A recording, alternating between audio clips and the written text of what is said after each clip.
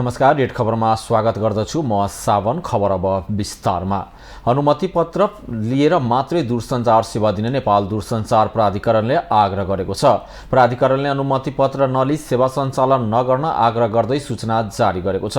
दूरसञ्चार ऐन 2053 को दफा 21 बमोजिम कसैले पनि अनुमति पत्र नलिई दूरसञ्चार सेवा सञ्चालन गर्न नपाइने कानुनी व्यवस्था रहेका नेपाल प्राधिकरणले जारी गरेको सूचनामा उल्लेख गरिएको छ। विगतका केही दिन यता कानुनी व्यवस्थाको बर्खिलाफ गरी सेटेलाइट प्रविधिबाट इन्टरनेट सञ्चालन भइरहेको भन्दै उजुरी आएपछि अनुमति पत्र बिना इन्टरनेट सेवा सञ्चालन नगर्न आग्रह गर्दै प्राधिकरणले विज्ञप्ति जारी गरेको छ।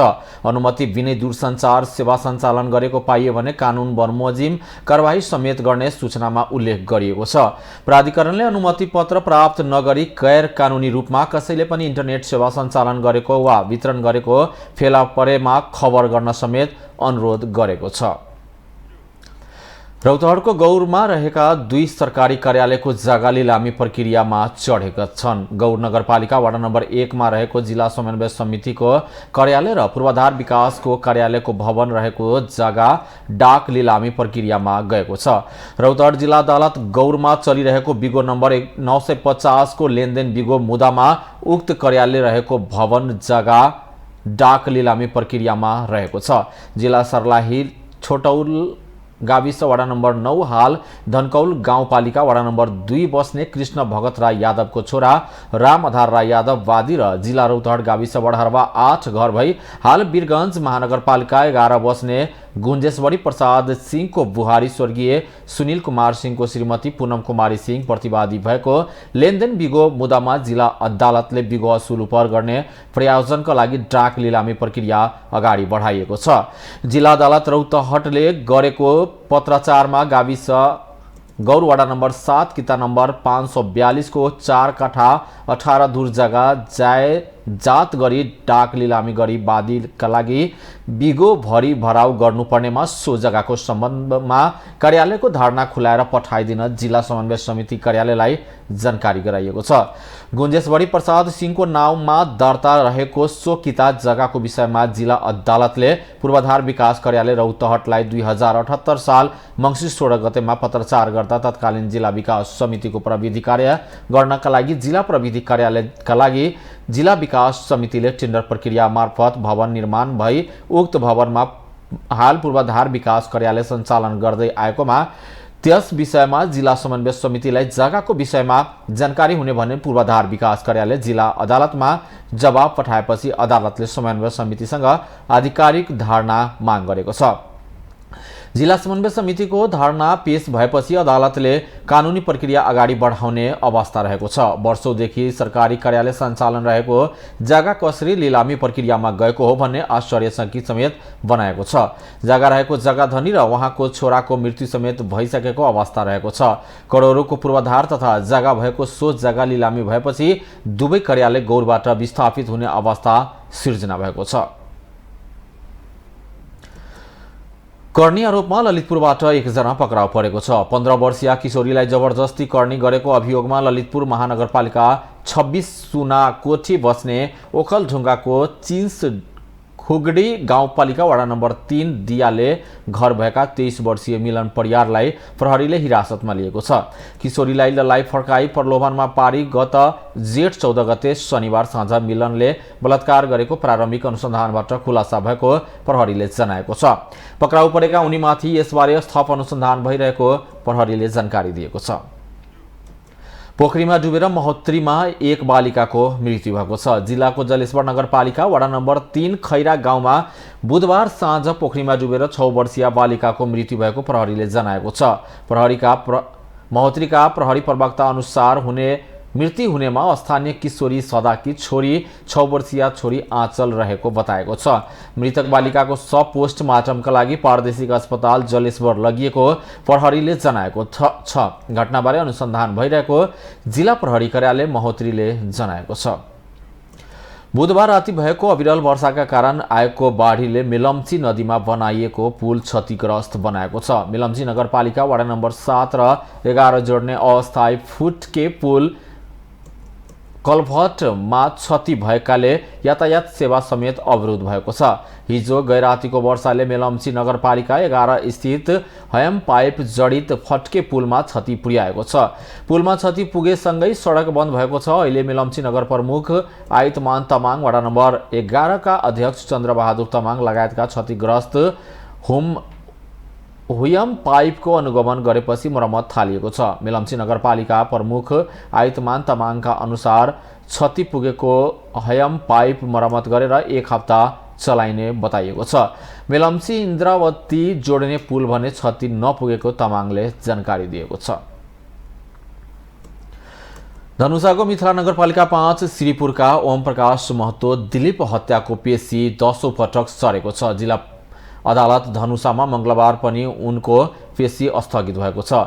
यसअघि 9 पटक उनको पेशी स्थगित भइसकेको छ। आगामी असार 20 गतेलाई अर्को पेशी तोकिएको छ। मंगलबार आरोपितको बकपत्र बुझ्ने अदालतको तयारी समेत रहेको थियो, तर प्रतिवादीको कानुन व्यवसायी मार्फत मंगलबार निर्धारण गरिएको बकपत्र स्थगित भएको बताइएको छ।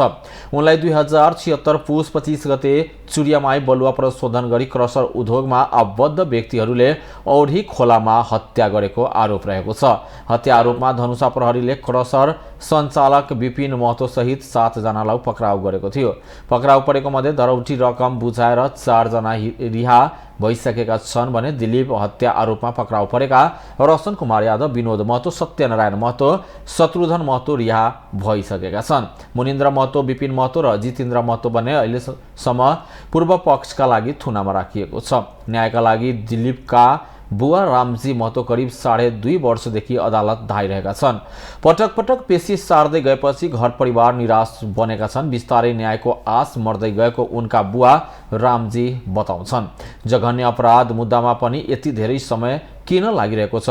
उनले भावुक हुँदै भने कतै न्यायमै त चलखेल भएको छैन भन्ने प्रश्न समेत उनको मनमा उठेको छ। जघन्य अपराधको मुद्दा पनि न्यायाधीशहरू विभिन्न आलचाल गरी पेशी स्थगित गर्दै आएका छन्। 10औं पटक पेशी स्थगित भएपछि मृतक परिवारले अदालतमा चलखेल भएको शंका व्यक्त गरेका छन्। अदालतले पीडित परिवारसँग खेलवाड गरिरहेका छन् भने संवेदनशील मुद्दाका पेशी पटक पटक कसरी सर्छन् उनले प्रश्न गर्दै भनेका छन्। अदालतमाथि चलखेल भएको शंका समेत भइसकेको भने उहाँहरूमा विश्वास पनि आइसकेको छ। अदालतमा न्याय खरिद बिक्री हुने गरेको उनको भनाइरहेको छ। पेशी सार्न सक्ने न्यायाधीशले निष्पक्ष फैसला नगर्ने हो कि होइन, उनी दुविधामा पनि आएका छन्। मृतक दिलीप सामाजिक कार्यमा अग्रसर थिए। स्थानीय युवाहरूको सहयोगमा अवैध क्रसर उद्योग बन्द गर्नुपर्ने अभियान चलाउँदै आएका थिए। दिलीप अगुवा भई यस्ता गतिविधि निर्मूल पार्ने प्रयास समेत गर्दै थिए। उनको त्यही सपना साकार गर्ने बुवा राम जीवन महतो गत वैशाख 30 गते सम्पन्न स्थानीय निर्वाचन वाडा अध्यक्ष पदमा स्वतन्त्र चुनाव लडेका थिए। उनलाई पर्यावरण शहीद घोषणा गर्नुपर्ने केही संघ संस्थाहरूले माग समेत गर्दै आएका छन्। नेपालमा थप 22 जनामा कोरोना संक्रमण पुष्टि भएको छ। देशभर गरिएको 1655 पीसीआर परीक्षणको क्रममा 12 जना र 1098 एन्टिजेन परीक्षणका क्रममा 10 जनामा कोरोना संक्रमण पुष्टि भएको स्वास्थ्य मन्त्रालयले जनाएको छ। त्यस्तै कोरोनाको कारण बिहीबार पनि कसैको मृत्यु नभएको मन्त्रालयले जनाएको छ। थप 9 जना संक्रमित निको हुँदा हालसम्म नेपालमा 9,67,171 जना निको भएर घर फर्केका छन्। हाल नेपालमा 112 सक्रिय संक्रमित आइसोलेसनमा रहेको मन्त्रालयले जनाएको छ। शिक्षा विज्ञान तथा प्रविधि मन्त्री देवेन्द्र पौडेलले अपाङ्गता भएका मानिसहरूलाई दोस्रो दर्जा हुन नदिने गरी सरकारले काम गरिरहेको बताउनु भएको छ। विभिन्न मन्त्रालयमा भएको अपाङ्गता भएका व्यक्तिहरूको समावेशी शिक्षा विषयक अन्तर्क्रिया कार्यक्रममा बोल्दै मन्त्री पौडेलले यस्तो बताउनु भएको छ। उहाँले अपाङ्गता भएकाहरूको समस्या राज्यको समस्या भएको भन्दै अपाङ्गता भएकाहरूलाई रोजगारी शिक्षक सेवा आयोगको परीक्षाको कुरा र अनुगमनको कुरामा समावेशताका आधारमा समावेश गर्ने प्रतिबद्धता जनाउनु भयो। मन्त्री पौडेलले सरकारमा सम्भव भएको ठाउँमा अपाङ्गता भएका व्यक्तिहरूलाई समेट्न सरकार लागिरहेको समेत बताएका छन्। उहाँले अपाङ्गता भएका व्यक्तिहरूको कतिपय समस्या समेट्दै गएको र बाँकी समस्या क्रमशः सरकारले समेट्ने पनि बताउनु भयो। सहयोगी भएर हाम्रो समस्याहरू अगाडि बढाउन चाहन्छौँ भन्ने कुरा निकै चाहिँ स्वागतयोग्य छ। किनभने समस्या हल गर्ने तरिका भनेकै यही हो। कहाँ के समस्या छन् हामी वार्ता छलफल कुराकानीद्वारा संविधानको स्पिरिट अनुरूप हामीले प्राप्त गरेको उपलब्धिलाई व्यवहारमा कार्यान्वयन गर्ने प्रक्रियामा अगाडि बढेका छौँ। तपाईहरुको समस्या भनेको राज्यको समस्या हो, साझा समस्या हो, आम समस्या हो र जस्तो रोजगारीको कुरा यहाँ उठाउनु भयो, शिक्षाको कुरा उठाउनु भयो, शिक्षक सेवा आयोगको परीक्षाको कुरा पनि यहाँ संतृप्त रूपमा राख्नुभयो, अरू कतिपय विगतमा भएको सहमतिका कुराहरू राख्नु भएको छ।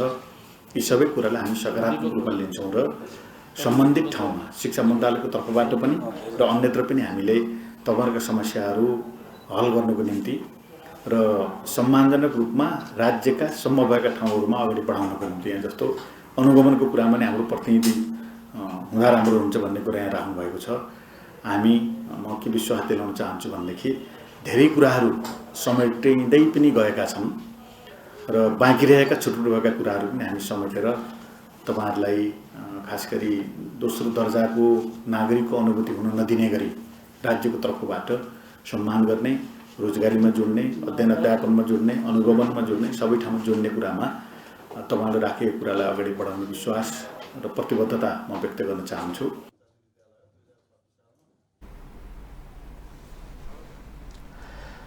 त्यस्तै मन्त्रालयका सचिव यादव प्रसाद कोइरालाले कस्ता अपाङ्ग भएका व्यक्तिलाई कसरी र कहाँ शिक्षा दीक्षा दिने र उत्पादन भएको जनशक्तिलाई कसरी प्रयोग गर्ने भन्ने समस्या रहेको बताउनुभयो।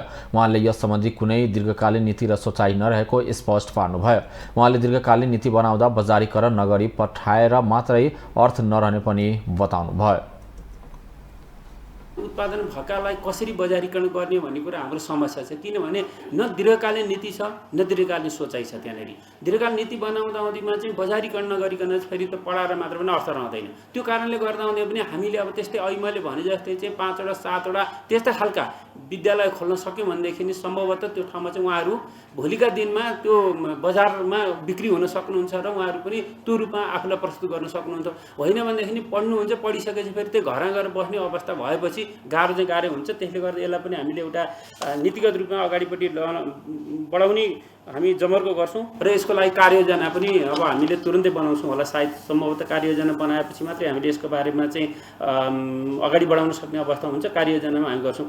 त्यस्तै तरिकाले चाहिँ अहिले एउटा नेपालमा वास्तवमा हामीले धेरै काम गरेका छौँ। अरू धेरै मुलुकहरूको तुलनामा हामीले अपाङ्ग मैत्री वातावरण बनाउने काम गरेका छौँ।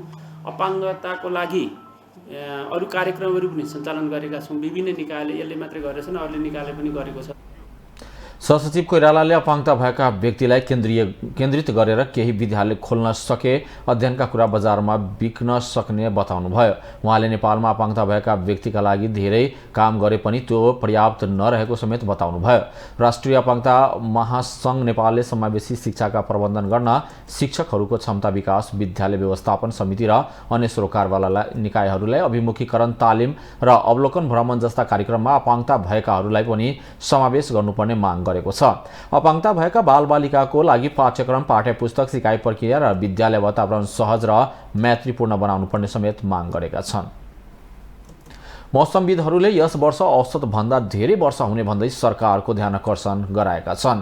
जल तथा मौसम विज्ञान विभागले यस अघि नै यस वर्ष सरदर भन्दा बढी वर्षा हुन सक्ने पूर्वानुमान गरेको छ। यस वर्षको मनसुन जन्य विपदबाट देशभर 17 लाख मानिस प्रभावित हुन सक्ने विज्ञहरूले बताएका छन्। यस वर्ष नेपालमा 1 हप्ता अघि नै पूर्वी भेगबाट मनसुन भित्रिएको छ, जसकारण मौसम विज्ञ सांसद सरकारवाला निकायले सरकारको यस बारेमा पूर्व तयारीका लागि ध्यान आकर्षण गराइरहेका छन्। यस वर्ष प्रदेश 1 को हिमाली भूभागमा बाहेका स्थान र काठमाडौँबाट पश्चिम क्षेत्रमा अत्याधिक वर्षा हुने मौसम विद्हरूको आंकलन रहेको छ।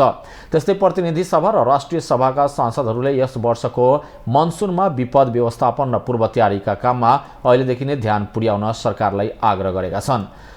न्यूज एजेन्सी नेपालसँग कुरा गर्दै नेपाली कांग्रेसकी सचेतक पुष्पा भूषालले प्राकृतिक प्रकोपबाट निम्तिने विपदहरूले व्यवस्थापनका लागि सरकारले अहिलेदेखि नै ध्यान पुर्याउनु पर्ने बताउनुभयो।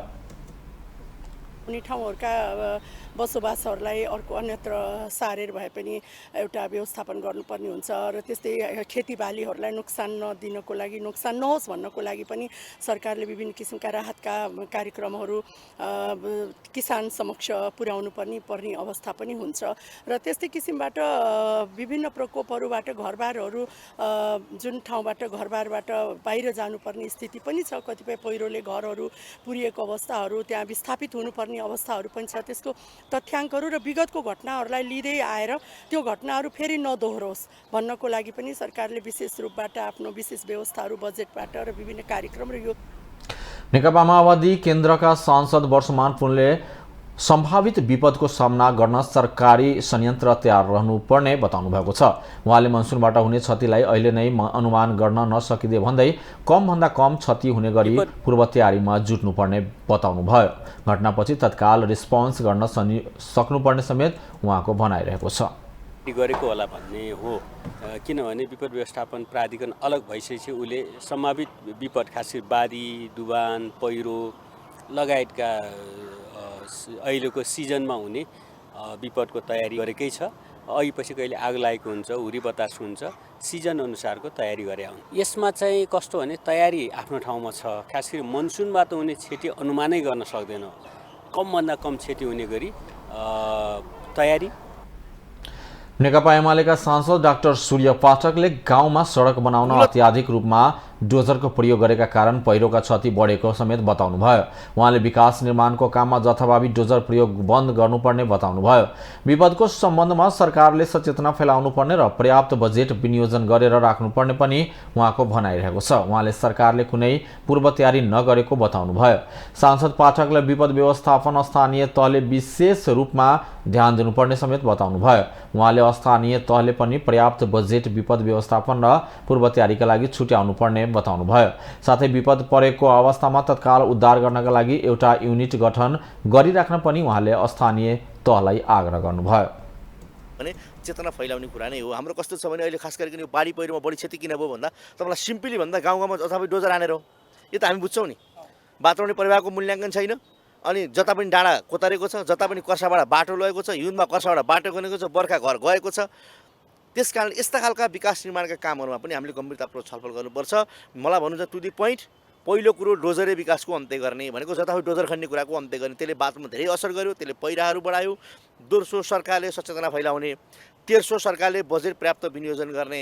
चौथो, सरकारले तत्कालभन्दा तत्काल रेस्पोन्स गर्नका लागि रेस्पोन्स टिमहरू गठन गर्ने। वास्तवमा हामीले अब अहिले त मनसुन सुरु हुन लागिसक्यो। अब यो साउन असारमा कति पहिरो जाने हो, बाढी कति क्षति हुने हो, हिजोको आँकडा हेर्दाखेरि अलिक क्षति हुने देखिन्छ। यसमा अलिकति पूर्व तयारी चाहिँ बिल्कुल देखिँदैन। सरकार पनि के छ भने पूर्व तयारी गर्दै गर्दैन, एकैचोटि वक्तव्य निकाल्ने हो।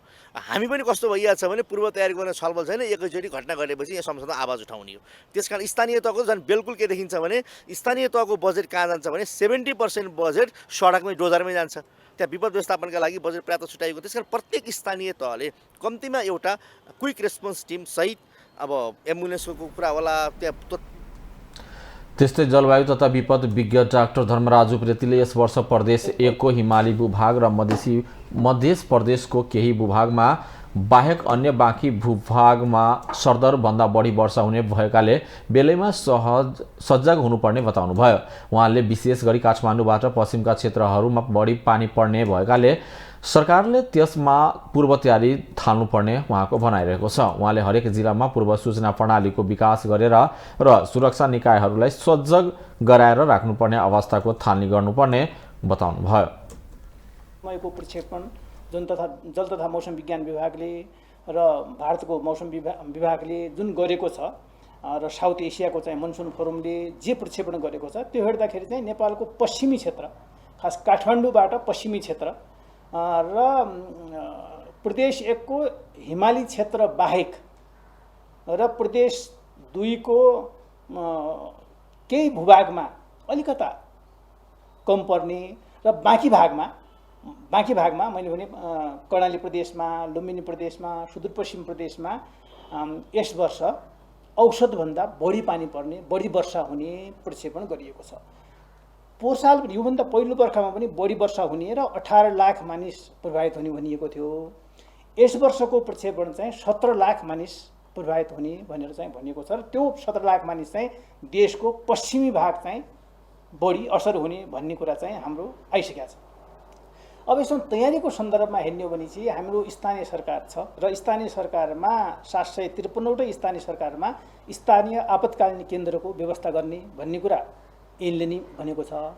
त्यो ऐनले भनेको कुराको चाहिँ तयारी त्यसमा चाहिँ अब आपतकालीन केन्द्र कस्तो हुने, आपतकालीन केन्द्रमा सूचना प्रवाह कसरी गर्ने। विज्ञ उप्रेतीले 753वटा नै स्थानीय सरकारमा स्थानीय आपतकालीन केन्द्रको व्यवस्थापन गर्ने कुरा ऐनमा भनिएको भन्दै त्यसले दिएको निर्देशनको आधारमा पूर्व तयारी थाल्नुपर्ने बताउनुभयो। बढी पानी पर्ने भनेको बढी पहिरो र बाढी जाने सम्भावनाको कुरा रहेकोले त्यसतर्फ सचेत रहनुपर्ने समेत बताउनुभयो। प्रतिनिधि सभा सांसद नारायण प्रसाद खतिवड़ाले सिसिडोलवासीमाथि गरिएको प्रहरी दमनको विरोध गर्नुभएको छ। बिहिबार प्रतिनिधि सभा बैठकको शून्य समयमा बोल्दै सांसद खतिवड़ाले जेठ 24 र 25 गते फोहोर व्यवस्थापनका नाममा सिसिडोलवासीमाथि भएको दमन उचित नभएको भन्दै विरोध गर्नुभयो। उहाँले स्थानीय निर्वाचनमा चुनाव चिन्ह रहेको लौरो अहिले नुवाकोट जनताको टाउको र ढाडमा बजारी नपुगेको पनि बताउनुभयो। फोहोर व्यवस्थापनको नाउँमा नुवाकोटमा 17 वर्ष अगाडिदेखि व्यथिति हुँदै आएको भन्दै खतिवड़ाले स्थानीय जनताको जायज माग सम्बोधन गरेर फोहोर व्यवस्थापन गर्न सरकारसँग माग गर्नुभयो। 24 र 25 गते नुवाकोट जिल्लाको ककनी र धादिङ जिल्लाको धुनीबेसीमा को बीचमा बन्चरे डाँडामा फोहोर व्यवस्थापन गर्ने नेउमा नुवाकोटे जनताहरूमाथि प्रहरी दमन भएको छ। स्थानीय चुनावमा चुनाव चिन्ह रहेको लौरो अहिले नुवाकोटे जनताको टाउको र ढाडमा बजारिन पुगेको छ। त्यसले गर्दा फोहोर व्यवस्थापनको नाममा नुवाकोटमा 17 वर्ष अगाडिदेखि जुन व्यथिति भएको छ त्यसको व्यवस्थापन गरेर स्थानीय जनताको जायज माग सुनेर त्यो पुरा गरेर फोहोर व्यवस्थापन गर्ने व्यवस्था होस्। म सभामुख मार्फत सरकार। त्यस्तै सांसद नवराज राउतले रुखका पात र आकाशमा बादल लाग्ने बित्तिकै बत्ती जाने प्रदेश भनेर कर्णाली प्रदेशलाई भन्न थालिएको बताउनुभयो। उहाँले कोहलपुर सुर्खेत 132 केभी प्रसारण लाइनको कामको टेन्डर भएको 2 वर्ष भइसक्दा पनि काम हुन नसक्नुको यो समस्या आएको बताउनुभयो। राउतले पछिल्लो समय दिनको 35 पटक समेत बत्ती जाने गरेको जनताको गुनासो रहेको बताउनुभयो। लिने गरेको देखिँदैन। सामान्य सभामध्ये एउटै विषयमा बार उठ्दाखेरि पनि त्यसमा सरकारले एड्रेस गरेको देखिँदैन। प्रसङ्ग प्राइभेट हस्पिटलहरूको निजी अस्पतालहरूले जुन ढङ्गले कामहरू गरिरहेका छन्, महँगीको औषध उपचारमा जुन रेटमा चाहिँ चार्ज गरिरहेका छन् त्यो जनताले धान्नै नसक्ने खालको छ। त्यसमा नियन्त्रण गर्ने कुनै उपाय छ कि छैन? त्योभन्दा पनि अर्को सरकारसँग निजी अस्पतालहरूले 10% बेडहरू फ्रीमा ट्रिटमेन्ट गर्ने भनेर सम्झौता गरेको छ। तर त्यो 10% बेडहरूमा कसैलाई पनि फ्रीमा उपचार गरिँदैन। त्यसमा अनुगमन गर्ने नियन्त्रण गर्ने स्वास्थ्य मन्त्रालयको निकायहरू जान्छन्, त्यहाँ खुसी भएर फर्किन्छन् र जुन ढङ्गले सरकारसँग भएको सहमति पनि कार्यान्वयन भइरहेको छैन र निजी अस्पतालहरूले नाफा कमाउने मात्र एक। त्यस्तै सांसद नवराज सिलवालले निजी अस्पतालहरूले जनताको ढाड सेकिने गरी उपचार खर्च लिँदा समेत सरकार मौन बसेको बताउनुभयो। उहाँले निजी अस्पतालले 10% बेडमा जनतालाई निःशुल्क उपचार गर्ने सरकारसँग सम्झौता गरे पनि कुनैले पनि कार्यान्वयन नगरेको भन्दै सरकारलाई तत्काल अनुगमन गर्नुपर्ने माग गर्नुभयो। सांसद निरु देवी पालले सरकारले छिटोभन्दा छिटो संसदमा विचाराधीन रहेको नागरिकता विधेयक पास गर्न माग गर्नुभयो। उहाँले नागरिकता विधेयक संसदबाट पास नहुँदा विशेष व्यवस्थामा रहेका नागरिकले नेपाली नागरिकता पाउनबाट वञ्चित भएको समेत बताउनुभयो। उहाँले सांसदबाट यसअघि नै पास भएको आमाको सिफारिसमा छोराछोरीले नागरिकता पाउने व्यवस्था सरकारलाई लागू गर्न समेत माग गर्नुभयो।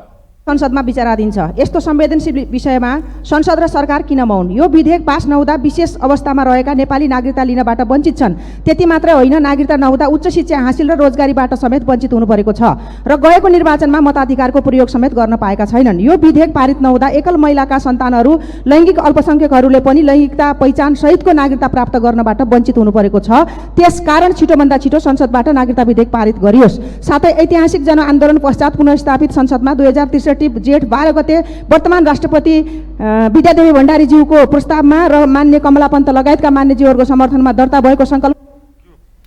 त्यस्तै सांसद पदा कुमारी अर्यालले लामो समयदेखि बन्द रहेको त्रिभुवन विश्वविद्यालय तत्काल खुला गर्न सरकारसँग माग गर्नुभयो। उहाँले प्रधानमन्त्री उपकुलपति र शिक्षा मन्त्री सहकुलपति भएको विश्वविद्यालय 5 महिनादेखि बन्द हुँदा समेत मौन बस्नु राम्रो नभएको बताउनुभयो। र जेठो विश्वविद्यालय त्रिभुवन विश्वविद्यालय विगत 5 महिनादेखि बन्द छ। बारम्बार यस गरिमामय सदनमा विषयहरू उठेकै छन्, तर पनि सरकारको ध्यान आकर्षित हुन सकेको छैन। सूचना अनुसार अचम्म लाग्छ सभामुख महोदय, बीचमा एक दिन एकछिन मात्र खुलेर फेरि गृह मन्त्रीज्यूको निर्देशनमा प्रहरीलाई साँची राखेर विश्वविद्यालय बन्द गर्ने काम भएको छ भन्ने छ। सभामुख महोदय, म प्रश्न गर्न चाहन्छु, गृह मन्त्रालयको काम बन्द खुलाउने हो कि बन्द गराउने हो? सम्माननीय प्रधानमन्त्री, उपकुलपति र माननीय शिक्षा मन्त्री सहकुलपति भएको विश्वविद्यालय यति धेरै। त्यस्तै सांसद पार्वती विसुङखेले ललितपुरको शङ्खमूलमा 2069 सालदेखि सञ्चालनमा रहेको जगतगुरु आदर्श संस्कृत गुरुकुलले दलित भएकै कारण 4 बालकलाई पढाइबाट वञ्चित गरेको प्रति सरकारको ध्यान आकर्षण गराउनुभयो। उहाँले आर्थिक रूपमा विपन्न परिवारलाई बालकहरूले किन पढ्न पाउँदैन भन्दै सरकारलाई प्रश्न गर्नुभयो। त्यस्तै सांसद नवीना लामाले जनक शिक्षा सामग्री केन्द्रको चरम लापरवाहीका कारण विद्यार्थीहरूले पाठ्यपुस्तक नपाएको बताउनुभयो। उहाँले जनक शिक्षा बचाउने नाममा विद्यार्थीले समयमा कहिले पुस्तक नपाएको गुनासो समेत गर्नुभयो। लामाले छाप्ने र वितरण गर्न नसक्ने हो भने जनक शिक्षा सामग्री खारिज गर्न पनि माग गर्नुभयो। 6 र 8 को पुस्तकको अभाव छ। किन पुस्तकको अभाव भयो? जनक शिक्षा सामग्री केन्द्र बचाउने नाममा विद्यार्थीले टाइममा पुस्तक कहिल्यै पाएनन्। यदि छाप्ने र वितरण गर्न नसक्ने हो भने जनक शिक्षा सामग्री किन चाहियो? सरकारले किन पैसा दिइरहने? खारेज गरौँ। यो कमजोरी जनक शिक्षाले लिनु पर्दैन। उच्च व्यवस्थापनको कमी हो। उहाँहरू जवाबदेही बन्नु पर्दैन। बेलैमा कागज किन नसक्ने, छाप्न नसक्ने किन भयो? कागजको ठेक्का लिनेले किन कागज ल्याएनन्? कारबाही गर्नुपर्छ। र उहाँले सरकार जनक शिक्षा सामग्रीलाई पैसा दिइरहने जनक शिक्षा जहिले पाठ्यपुस्तकमा लापरवाही गरिने अवस्थाको अन्त्य हुनुपर्ने बताउनुभयो। राष्ट्रिय सभा सदस्य कमला पन्तले विदेशमा बस्ने नेपालीहरूलाई मतदानको अधिकार दिन माग गर्नुभएको छ। बिहिबार राष्ट्रिय सभा बैठकको विशेष समयमा बोल्दै राष्ट्रिय सभा सदस्य पन्तले विदेशमा बस्ने नेपालीहरूलाई मतदानको अधिकार दिनुपर्ने बताउनु भएको छ। मतदान गर्न पाउने नागरिकको नर्सिङ अधिकार भएको उल्लेख गर्दै उहाँले विदेशका नेपालीहरूले सो अधिकार गुमाइरहेका समेत बताउनुभयो। उहाँले नागरिकलाई मतदान गर्न पाउने संवैधानिक अधिकारबाट वञ्चित गर्ने कुरा न्यायको हिसाबले पनि उपयुक्त नहुने भन्दै विदेशी भूमिमा हुने नेपालीलाई मतदानको अधिकार दिन सरकारसँग माग गर्नुभयो। उच्च अदालतले 75 भदौ महिनामा भएको भदौ महिनामा फैसला गरेको छ। अब हामी चाहिँ स्थानीय तहको निर्वाचन हामीले गरिसक्यौँ। नागरिकको सबभन्दा ठुलो अधिकार भनेको मतदान गर्ने अधिकार हो। उसले मतदान गर्न पाउने उसको नैसर्गिक अधिकार हो, मौलिक हकमा पनि छ। हामीले यो नैसर्गिक अधिकारलाई नेपाली नागरिकले गुमाइराखेका छन्। विदेशमा बस्ने नेपालीहरूले यदि त्यही देशको नागरिकता लिएको छ र हाम्रो मुलुकको नागरिकता छोडेको छ भने अर्कै कुरा हो। नभए बाध्यतावश सबै नागरिकहरू यहाँ आएर मतदान गर्न सक्दैनन् र बाध्यतावश गएर कामको खोजीमा गएर विदेशमा बस्ने नेपालीहरूले मतदान गर्ने अधिकार नपाउनु भनेको यो गम्भीर विषय हो जस्तो मलाई लाग्छ अध्यक्ष महोदय। त्यसैले लगभग सर्वोच्च अदालतको फैसला पनि छ। उसले आफैले भने कुल मतदाताको झन्डै 20% वैदेशिक रोजगारको सिलसिलामा विदेशमा प्रवासमा बसेका छन् अध्यक्ष महोदय। यस उहाँले किसानहरूलाई मलको अभाव भएको सरकारले तुरन्त मलको व्यवस्था गर्नुपर्ने समेत बताउनु भएको छ। बुधबार 60 अङ्कभन्दा बढी अङ्कले बढेको शेयर बजार बिहिबार भने गिरावटमा आएको छ। बिहिबार नेप्से सूचक 17.64 अङ्कले घटेर 2062.80 बिन्दुमा झरेको छ। त्यस्तै सेन्सेटिभ इन्डेक्स 4.01 अङ्क घटेको छ भने फ्लट इन्डेक्स 1.06 अङ्क, सेन्सेटिभ इन्डेक्स 1.07 अङ्कले घटेको छ। बिहिबार कारोबारमा आएका 229 कम्पनीको 41,56,104 किता शेयर 1 अर्ब 47 करोड 26 लाख 90 हजार 554 रुपियाँ बराबरको शेयर कारोबार भएको छ। बुधबारको तुलनामा बिहीबार कारोबार रकममा गिरावट आएको छ। बुधबार 1 अर्ब 64 करोड 3 लाख 56 हजार रुपियाँ बराबरको खरिद बिक्री भएको थियो। बिहीबार कारोबारमा आएको 13 वटै उपसमूहमध्ये 12 उपसमूहको परिसूचक नकारात्मक देखिएको छ भने 1 वटा उपसमूहको सूचक सामान्य अङ्कले बढेको छ, जसमा विकास बैंक र फाइनान्स उपसमूहको सूचक सबैभन्दा धेरै घटेको छ भने व्यापार तथा प्रशोधन उपसमूहको परिसूचक 0.12% बढेको छ। त्यस्तै कारोबारको आधारमा कुमारी बैंकको सबैभन्दा धेरै 6 करोड 74 लाख रुपियाँ बराबरको शेयर कारोबार भएको छ भने हिमालयन डिस्टिलरीको 4 करोड 32 लाख रुपियाँ बराबरको शेयर कारोबार भएको छ। नेपाल बचत तथा ऋण केन्द्रीय सहकारी सङ्घका चौथो साकोस शिखर गोष्ठी जेठ 29 र 30 गते काठमाडौँमा हुने भएको छ। बिहीबार काठमाडौँमा नेप्सकुनले पत्रकार सम्मेलन गर्दै सङ्घको चौथो साकोस शिखर गोष्ठी 2022 जेठ 29 र 30 गते काठमाडौँमा गर्न लागेको बताएको छ। पत्रकार सम्मेलनमा बोल्दै सङ्घका वरिष्ठ उपाध्यक्ष चन्द्रप्रसाद ढकालले साकोस शिखर गोष्ठी होटल सोल्टीमा गृहमन्त्री बालकृष्ण खानले उद्घाटन गर्न कार्यक्रम रहेको बताउनु भएको छ। उहाँले 2 दिनको कार्यक्रम सहकारी क्षेत्रको भोग्नु परेको परिस्थितिको विषयमा बढी केन्द्रित भएर अबको सहकारीले नयाँ उचाइमा लानका लागि एकजुट भएर बचत ऋण अभियानमा लाग्ने बताउनु भएको छ। हामीले यसको समुद्घाटन गर्दैछौँ र यो समुद्घाटन हाम्रो गृह मन्त्री आदरणीय बालकृष्ण खाँड ज्यूबाट यसको समुद्घाटन हुँदैछ भने 30 गतेको दिन 4:30 बजे हाम्रो विभागीय मन्त्रीज्यूबाट यसको समापनको कार्यक्रमको विषय हामीले मिलाएका छौँ। यो 2 दिनको कार्यक्रममा हामीले सकेसम्म यो अहिलेको परिस्थिति भित्रको परिस्थितिका विषयमा हामी थोरै विश्लेषण गर्नेछौँ र त्यसका विषयमा हामीले चिरफार गरिसकेपछि अब हामी अबको सहकारी अभियानलाई फेरि नयाँ उचाइमा लिएर जानका लागि हामी सङ्गठित रूपमै बचत ऋण अभियानले एकैबद्धता जारी गर्दै हाम्रा केही आफ्ना नोटहरू डिक्लेरेसनहरू जारी गरेर हामीले हाम्रो अभियान फेरि चुस्त दुरुस्त जाने विषय। सङ्घले हरेक 3 वर्षमा साकोस शिखर गोष्ठीको आयोजना गर्दै आएको छ। यो गोष्ठीको नारा दिगो एवं एकीकृत सञ्चालको लागि न्यूनतम साझा प्रविधि भन्ने रहेको छ। साथै प्रदेशबाट 50 जिल्लाका 650 भन्दा बढी सहकारी कर्मी र सरोकारवाला निकायका प्रतिनिधिहरूको सहभागितामा सम्पन्न हुने गोष्ठीमा 5 वटा सामूहिक सत्र र 4 वटा ब्रेकआउट सत्र गरी जम्मा 9 वटा सत्रमा 2 दिनसम्म सञ्चालन हुनेछ। अमेरिकी सेनाका एसिया प्रशान्त क्षेत्र प्रमुख चार्ल्स ए फ्लिन 4 दिने नेपाल भ्रमणका क्रममा आज काठमाडौँ आइपुग्नु भएको छ। प्रधानमन्त्री शेरबहादुर देउवा, प्रधान सेनापति प्रभुराम शर्मा अमेरिकी भ्रमण जाने तयारी भइरहेको बेला प्रमुख फ्लिन नेपाल भ्रमण आउनुले यसलाई महत्त्वपूर्ण रूपमा हेरिएको बताइएको छ। नेपाल अमेरिका कूटनीतिक सम्बन्धको 75औं वर्षगाँठको अवसरमा उच्च तहमा विभिन्न उच्च पदस्थ पदाधिकारीहरूको भ्रमण हुने कुरा दुवै देशले दाबी गर्दै आइरहेका छन्। दुवै देशका कूटनीतिक अधिकारीहरूले यो बीचमा दुवै देशका उच्च पदस्थ पदाधिकारीहरूको भ्रमणलाई विशेष चासोका साथ लिएका बताइएको छ। आगामी असारमा प्रधान सेनापति शर्मा र त्यसपछि प्रधानमन्त्री शेरबहादुर देउवा अमेरिका भ्रमणमा जाने कार्यक्रम रहेको छ। अमेरिकी उच्च पदस्थ पदाधिकारीहरूको नेपाल भ्रमण र नेपाली उच्च पदस्थ पदाधिकारीहरूको अमेरिका भ्रमणको कुरा चलिरहेको सन्दर्भलाई नेपाल त्रिभुवन विश्वविद्यालय अन्तर्राष्ट्रिय सम्बन्ध तथा कूटनीतिक विभागका प्राध्यापक खडकेसी भने नेपालको अन्तर्राष्ट्रिय सम्बन्धमा केही बदलाव आएको बताउनु भएको छ भन्ने चाहिँ पुष्टि हुँदैछ। किनकि त्यो एउटा विशुद्ध विकास परियोजना थियो भने यो तहको राजनीतिक बाक्लो चाहिँ अन्तर सम्बन्धको तहमा पुग्ने अवस्था नहुँदा पनि फरक पर्थेन।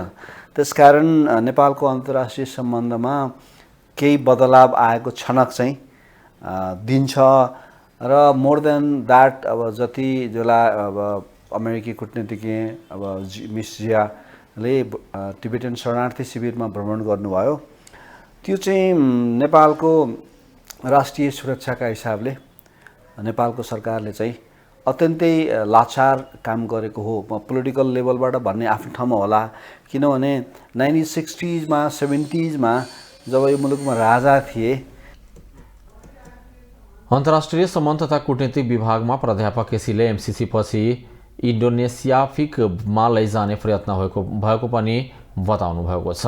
उहाँले सिकेर अहिलेको जस्तै सम्बन्ध सुमधुर राख्नुपर्ने तर पछिल्ला भ्रमणका घटनाक्रम हेर्दा नेपालका राजनीतिक नेतृत्वहरू देशप्रति भन्दा विदेशी शक्तिप्रति ढलिएको भान हुन थालेको समेत बताउनु भएको छ। निभूत बनाउने कुरामा हाम्रो प्राथमिकतामै रहनुपर्छ। अमेरिका हाम्रो असाध्यै 75 वर्ष लामो विकास साझेदार हो र जहिले पनि अमेरिका र हाम्रो सम्बन्ध सुमधुरै छ। तर राष्ट्रिय सुरक्षाका हिसाबले मुलुकको भौगोलिक अखण्डता जोगाउन पनि छिमेकीहरूलाई चाहिँ हामी चित्त दुखाउने, इरिटेट गर्ने खालको गतिविधि गर्ने काममा चाहिँ कुनै पनि सरकारले प्रोत्साहन गर्छ भने मलाई लाग्छ त्यो सरकारले गरेको काम चाहिँ बुद्धिमत्तापूर्ण हो भन्न सकिँदैन। बिहिबार 4 दिने नेपाल भ्रमणका लागि आउनुभएका प्रमुख चार्ल्स एफ्लिन र राष्ट्रपति विद्यादेवी भण्डारी र प्रधानमन्त्री शेरबहादुर देउवासँग शिष्टाचार भेट गर्ने कार्यक्रम समेत रहेको छ।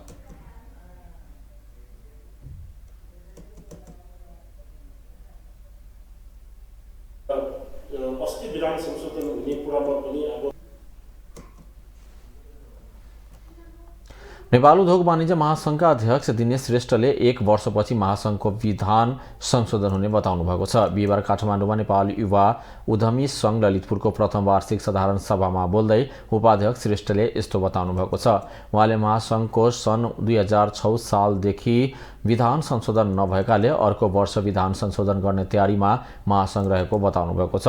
उहाँले महासंघको विधान संशोधन गर्दा नेपाल युवा उद्यमी संघका अध्यक्षलाई स्वतः महासंघको सदस्य वा कार्यसमिति सदस्यको रूपमा राख्ने गरी विधान संशोधन गरिने बताउनु भएको छ।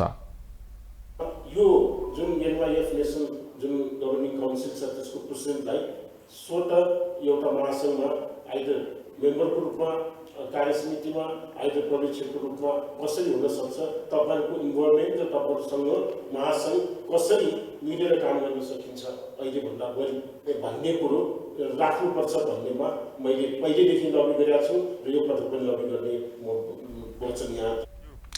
अध्यक्ष श्रेष्ठले उद्यमीहरूलाई कानुनी प्रक्रियाका बारेमा सरकारसँग मिलेर प्रशिक्षण गराउने काम संघले गर्ने बताउनुभयो। नेपालका युवा उद्यमीहरूको लागि एउटा प्लेटफर्म हो। यसमा चाहिँ हामी अहिले 11वटा च्याप्टर छौँ, 7वटा प्रदेशमा छौँ, लगभग 800 जना मेम्बरको हाम्रो टिम छ। बेसिकली यसले चाहिँ नेपालमा उद्यमशीलता, तपाईको उद्यमशीलतासँग जाने अरू कुराहरू जस्तो सहायताका कुराहरूलाई उद्यमीलाई सहयोग पुर्याउने एउटा प्लेटफर्म बनाएको छ।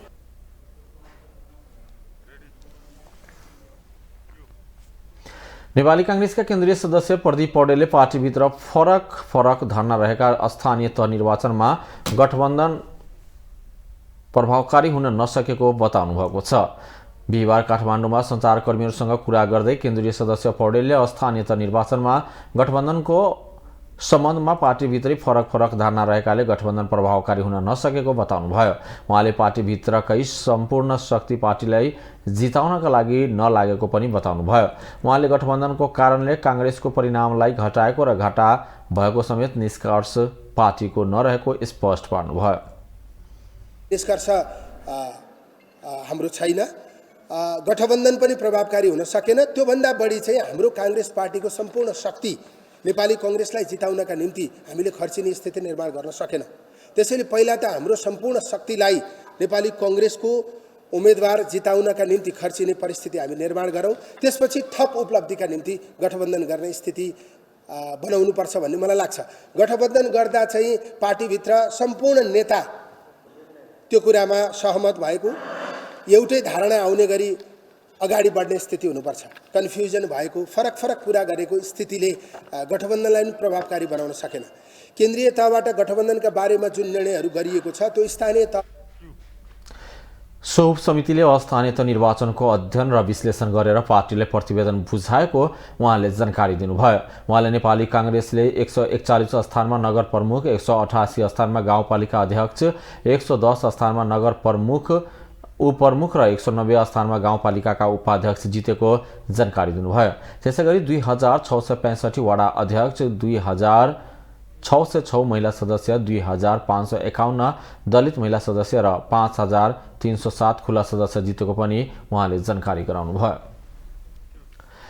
आजको लागि रेड खबर यति नै। रेड खबरबाट म सावन बिदा चाहन्छु। हस्त नमस्कार।